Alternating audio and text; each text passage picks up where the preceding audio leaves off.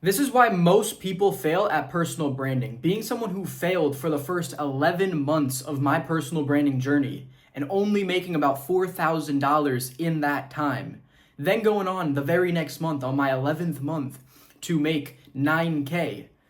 I can tell you that there's specific things that you need to do if you want to succeed with a personal brand. And there's 5 big things that stand out to me that cause people to either succeed or fail when it comes to starting a personal brand. I'm going to be breaking those down in this video. So the first thing is not having a clear focus or niche that you're talking about. So if you don't have a specific transformation that you went on that you are teaching other people, if you're not really focused in on one specific niche, it's going to be very hard for you to grow your personal brand when you start out. Because if you look at people who have 100,000, 500,000, a million subscribers, and they're posting broad content, it's because they have such a wide reach and people care what they say on different topics, and they can get views on them, and it still fuels their business either way. But when you're just starting out, you need to be hyper focused on your niche. So a couple examples, right? I'm doing masculinity and dating coaching, fitness, stuff like that, right? It's all about getting the end result of attracting more girls. So I talk about how fitness ties into dating.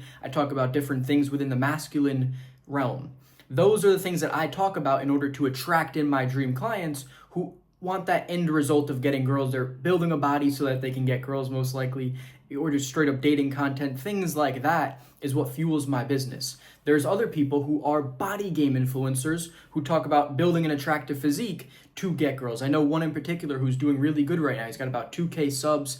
Every single video he's posting is getting about 1,000 plus views, and he only started 3 or 4 months ago. And he is a body game influencer, so every single video that he talks about how body game impacts dating, and he sells a fitness program that makes you have the most attractive body. You can see how it all ties in. So you need to decide before you start, what is it something that you've actually accomplished, and what can you post about and be really focused in on when you're just starting out, and as you get bigger, you can broaden your reach. So that's the first thing, is being too broad, not niche down. Now, the second thing is not staying consistent enough to have success. Like I said, I failed for about 11 months. I only got 3 clients in that time that ended up paying me $4,000 spread out. So I was not making much money from my personal brand for the longest time, but yet I still posted every single day. And then eventually I figured something out on the business side of things, and then it allowed me to make 9K that next month, and I started to succeed and make a consistent 6 to 9K the following 4 or 5 months after that. But it was all coming down to consistency. If I quit just a day before the 11th month, I wouldn't have had this success. So it's just about showing up every single day and posting. This is the biggest issue that people have trouble with, is delayed gratification. No one wants to do things for a long enough time to get the results. Everyone is so instant gratification driven with social media, with all the things that are bombarding their mind, fucking with their attention span, that no one can stay consistent with anything that's actually going to improve their life.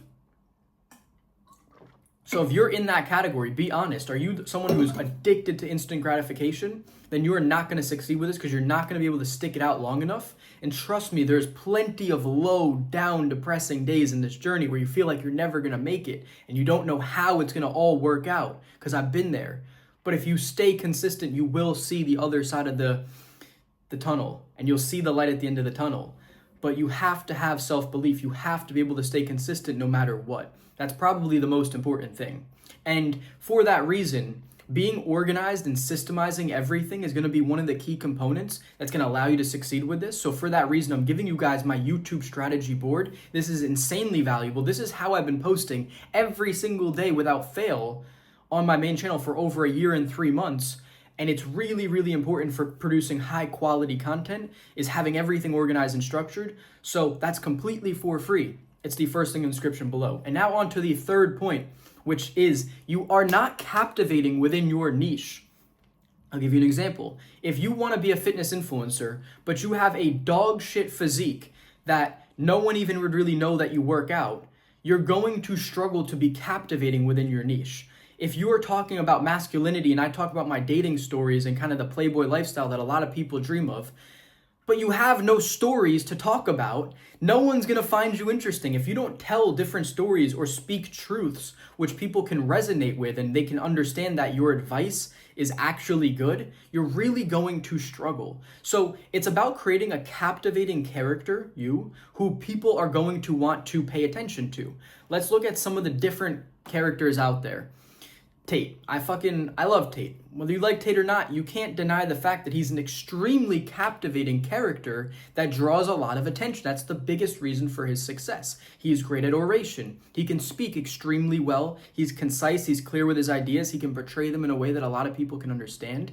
He has a ton of accomplishments and accolades across the board. It's hard to deny the things that he says has validity. There's so many things that he has backing his success. So you need to kind of look introspectively. Have you actually done anything that makes you captivating? Do you have an amazing physique? If you want to be a fitness influencer, that's kind of the key. Even just in general, one of the things I've personally noticed is that the more impressive your physique is, the more people take you serious when it comes to social media. So this is one of the reasons I've been doubling down with my fitness journey. Even though I'm not a fitness influencer, I do talk about fitness and how it ties into dating. So I have a little bit of a fitness impact, I would say, in my main personal brand. But really, it's just about getting people to take you serious. And the better your physique is, the more you take care of yourself, the more captivating of an individual you are, the better you can speak, the better you can storytell, the more success you're going to have. And that's really key. So you need to be captivating. Now, the next thing is you're not credible. If you want to come into the space and be one of the influencers who scales brands, you have to have fucking scaled your own brand and helped other people do it first. I know so many people who are trying to come into the space that they're gonna help others scale their brands when they've never done shit themselves. I know people who reach out to me all the time, and I'll hop on a call with them and I'll be like, what the fuck is your credibility? Who are you? Like, you're reaching out to me cold. You have no audience. You haven't even made any content yourself. And you're trying to offer me something where you're going to help me scale my brand when you haven't even scaled your own brand. So credibility is extremely important. That's why a lot of the guys who you see having massive success, guys like Sam Millsap, Vincent Fisher, the biggest guys in the space right now, they first were fitness coaches who scaled their own brand to like 50K per month with fitness coaching, and then they transitioned into brand scaling, and that's what allowed them to have such high credibility, was everyone saw them do it themselves first. So then when they were transitioning, saying, I can help you do this as well, it just kind of was a smooth transition. So that's why I have my main channel, which is my focus about masculinity, something I'm passionate about dating, helping guys improve, self-improvement, fitness. These are all things I'm passionate about. I'm going to continue to do my main channel for forever, I think, I guess, right? It's just going to be it's my main channel. It's my thing. That's what I'm passionate about. So that's that. But now I'm starting my second channel, which is showing people how I'm having success with my main channel. But if I didn't have my main channel, it'd be really hard for me to come here and just talk shit about having success and scaling brands when I've never scaled a brand myself or never helped anyone else do it. So that's kind of the next thing, is you need to be credible within whatever niche you're in. And the last thing is about making money, which is if you don't have the business systems in order to actually make money from your audience, you're going to fail. Because from January of 2025 all the way until March, I didn't make any money and I had no sales calls getting booked. Even though my videos were getting about 500 to 1,000 views per video, I still wasn't making any money. And it was blowing my mind, and I was like, what the hell is going on here? How am I gonna make this work? It was this moment of panic, but I continually posted every single day until I implemented a new business system, and that's when I made that 9K the very next month. So the business systems are extremely important for you to actually have success with this. And as a small creator, what I recommend doing is having lead magnets where you give away something for free that your audience wants. So you can actually identify who in the audience is serious about making this transformation and doing the things that you're talking about. And then I would recommend getting their phone numbers, calling them up and talking to them. And if they're a good fit, you can book in a sales call manually.